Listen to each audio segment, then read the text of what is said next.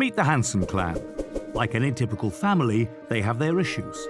George, the father of Jennifer and Sebastian, is an atheist. His wife Suzanne is into the New Age. Suzanne's sister Mary is a born-again Christian married to Tom. Tom's mother recently died in a car accident. When Rosalind died, Tom really wanted to know what happened to his mum after death. His friends and family had many different views on the subject. George said, "Death is just the last step in our evolutionary process. When you're dead, that's all. Enjoy life today, it's all you've got." Suzanne told Tom, "This is just a new beginning for your mother. Now her soul is set free and she can come back again, perhaps as a cow or human, in the never-ending circle of life. No one ever really dies." Tom didn't like that idea too much since he's not a vegetarian. The idea that he might be eating someone's relative or even his mum someday didn't sound right to him. Tom's wife Mary said, "My dear husband, I know you must be sad, but your mother is now in heaven watching over you."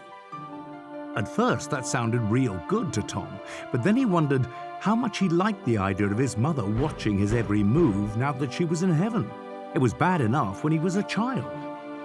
Tom's ever-so-sarcastic co-worker said, "Perhaps she went to purgatory or the flames of hell. Was she a good Christian?" As Tom thought about these conflicting views, he felt an overwhelming desire to know the truth. How could he know for certain what happens once you die? The apparent darkness beyond the grave troubled him a lot. He thought, if I die, then what? I like my life, and the idea that I might cease to exist forever is rather a terrifying thought. So Tom set out on a journey to discover the truth about death. He scoured the internet looking for answers, read articles and watched videos on the subject, but the more he read and the more he heard about death, the more confused he became. Perhaps like Tom, you've wanted to know what really happens after death. Unfortunately, you can't pick the after-death version you most prefer. Going up, going down, coming back around, or staying in the ground forever. You can choose to believe what you want, but that doesn't make it true. There aren't many truths on the subject, just one. Since we believe the Bible is God's word to us, we're going to discount the staying in the ground forever and coming back around ideas. The Bible doesn't support those theories. The secret to solving the mystery of death is found in the truth about the soul. Are you a soul, or do you have a soul?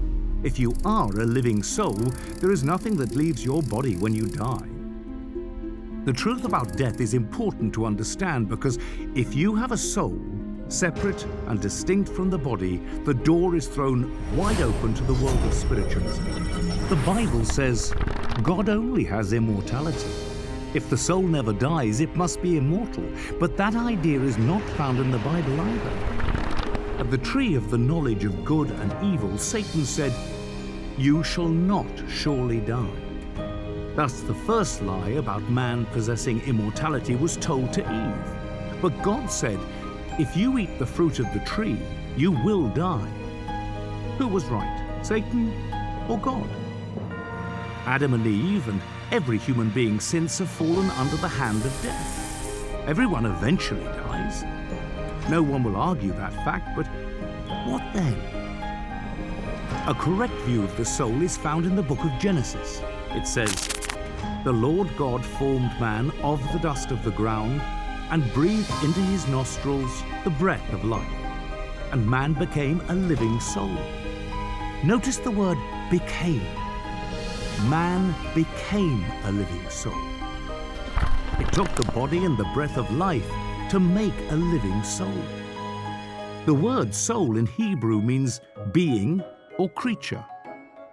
With the breath of life, man became a living creature or living being or living soul. Now the question then follows, did Adam have a creature or did he become a creature? Did he have a being or did he become a being?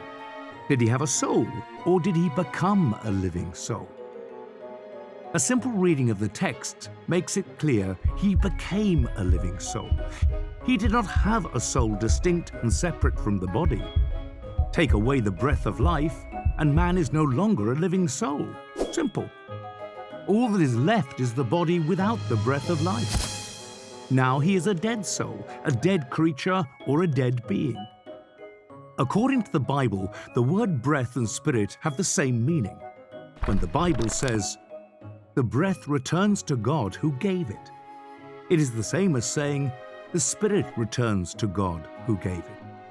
Some Christians believe the spirit is separate from the body, that when a person dies, his spirit goes to heaven as a conscious entity. But is this true? Note what Solomon said. "The living know that they shall die, but the dead know not anything. Their love, their hate, and their jealousy have long since vanished. Never again will they have a part in anything that happens under the sun." Tom's mother didn't go to heaven the day she died, which means he can breathe a sigh of relief. She won't be watching over his every move. The breath of life returned to God who gave it, and her body returned to the dust of the earth. God said, "Dust you are, and to dust you shall return." God banished Adam and Eve from the tree of life so that man would not live forever. It makes no sense then to say that when they died, they would live forever, either in the flames of hell or go directly to heaven as a spirit. The prophet Ezekiel said, "The soul that sins it shall die." And David said, "When a man dies, in that very day his thoughts perish." Jesus and many other Bible writers compared death to a sleep. When his friend Lazarus had been dead for 4 days, Jesus said, "He is asleep." His disciples didn't understand, so Jesus said plainly, "Lazarus is dead." When people die, they sleep in the grave until the resurrection. When you go to bed at night and wake up in the morning, 8 hours seems just like a moment in time. So it will be with the sleep of death. But what about people who say their loved ones came to them in the night and told them about heaven? Once you understand this simple truth about death, it becomes apparent that all spiritual manifestations of people who have died are illusions. Evil spirits posing as deceased friends and family who really are still in the grave. It's not difficult for evil spirits to appear as someone from the past. It happened to King Saul when he went to the witch at Endor and an evil spirit impersonated the prophet Samuel. The truth about death exposes the lies of Satan and reveals the many ways he has deceived people on earth. Paul wrote to Timothy, "The Spirit clearly says that in later times some will abandon the faith and follow deceiving spirits and things taught by demons." Tom finally discovered the truth about death. It's just a sleep until the resurrection. He doesn't go up, down, or come back around, and he doesn't have to worry about his mum watching over his every move or eating a distant relative someday. Best of all, because of Jesus, he won't pass into oblivion. He can have life after death, eternal life. And that, my friend, is the truth about death.